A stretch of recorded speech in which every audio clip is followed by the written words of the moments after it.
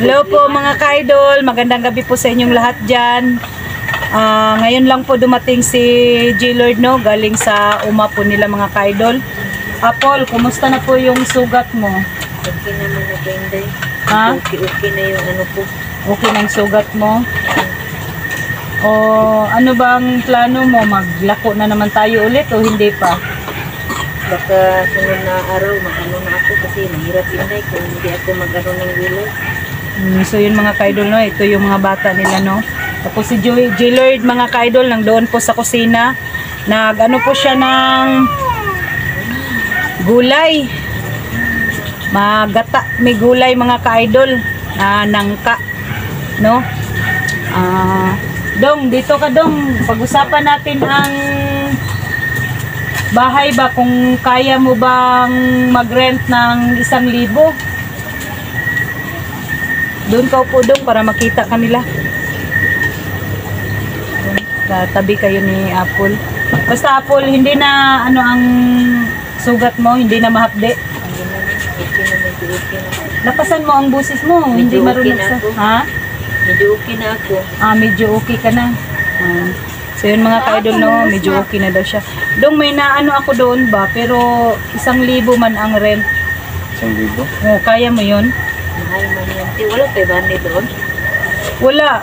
Walang 500 na nakita ko ba? Mahirapan ka diba? Lalo na yung nasira yung mga gulay. Nasira ang mga gulay. So yun mga ka-idol, no, nahirapan po sila si Apple kasi yung mga pananim nila na mga gulay na ano po mga ka-idol, na mayat, napayat ba, wala na atiman ni Apple. Gabi na po kami nakapag-usap ni J-Lord, no, about sa bahay kasi ngayon lang siya dumating galing sa kanilang taniman na mais. Nag-abono po siya mga ka-idol. Hindi mo kaya ang wala ano, kayo nakita ang bisag 500 lang te?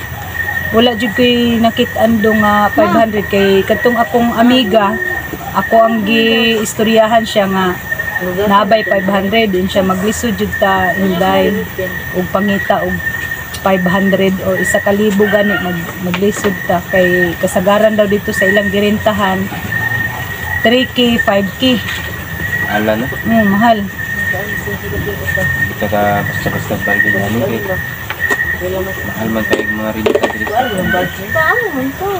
So yun mga ka-idol, sabi ni J-Lord, hindi daw kami basta-basta makalipat ng bahay kasi mahal ang rent, no?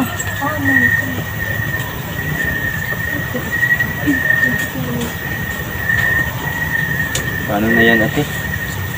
Kaya nga Hindi tayo ayaw. basta-basta makalipat ng ano? Hindi kami basta-basta makalipat ng tirahan. Sobrang mahal ng renta. Magkano yung renta te? Ano, 3K, 5K. Ano yung 1,000 te, buong bahay? Hindi, ano lang, parang ganito rin sa inyo. Maliit, ang 1,000. Sa ganito lang, kasya kayo. Kung gusto mo, ang 1,000, O baka mag-ano yan. puntahan natin. Maghanap yan ng ano sila. May ano, may down Magpa-down yan payment? sila. May down payment sa, ano, sabi ng may-ari, ano daw siya ng 3 buwan. Advance? Advance 3 buwan. Masyado. Tapos kung 3 buwan ang hihingiin niya advance, saan tayo kukuha ng 3,000? Naku, malaki masyado.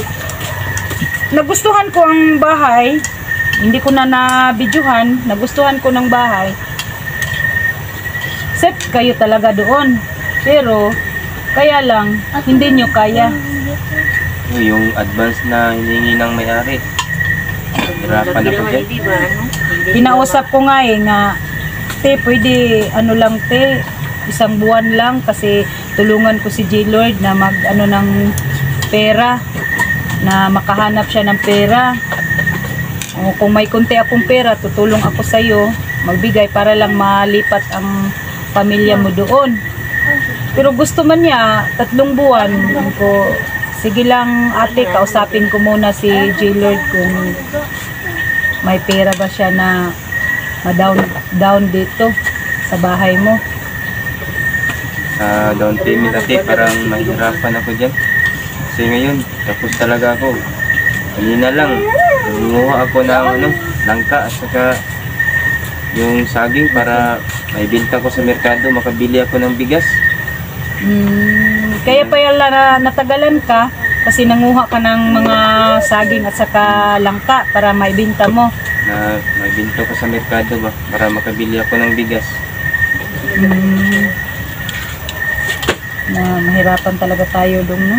Ako din, may kunti man akong may kunti man rin akong ano ba kanang sideline ba na mga financing, no? Para sa pang-araw-araw natin. Pero hindi talaga kasya na ano lang, ang makita ko sa isang araw, magluto ako, ano lang, 300 mahigit. Kuhaan pa ng mga bigas, ulam. Paano na, pang araw-araw, may maintenance pa yung anak ko. Tapos sa ngayon, si Apple, hindi pa siya masyado makagalaw ba? Kung maglaho na ako ng kasi pahilap talaga tinulay. Paano na yung namin, araw-araw, may mga bata pa na kumakain araw-araw. Mira, inubo nga to si Gian.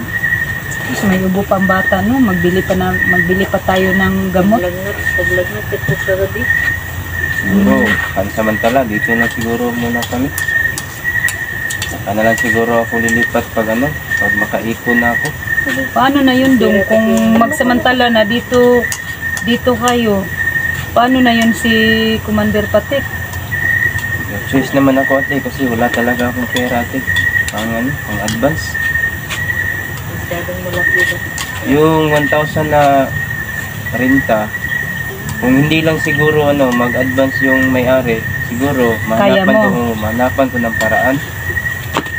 Pero hindi naman yung may-ari kasi gusto niya na may advance. Sa lungsod, mag-advance ka talaga. Ganyan talaga, full advance kasi daw sabi ng may-ari, wais daw ang ibang mag-rent daw, layasan daw sila ba niya ilang buwan na hindi makabayad, yung iba daw sibat, hindi makabayad sa renta, kaya mag-advance sila. Ano dito ba?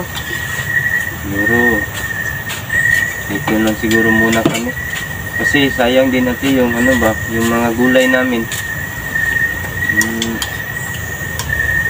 Nanghinayang ka sa pananim namin. Sayang naman. May may bunga na. Nito na. Pero matagal maglaki ba kasi yung abono ba?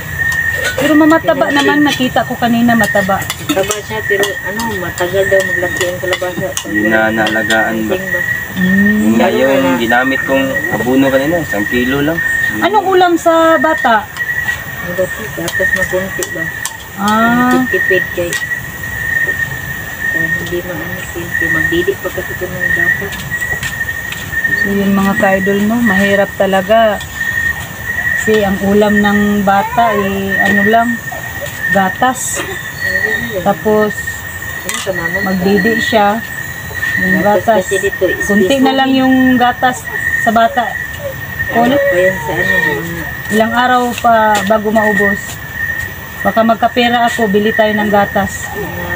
4 na araw, guro. 4 na araw. Sige lang.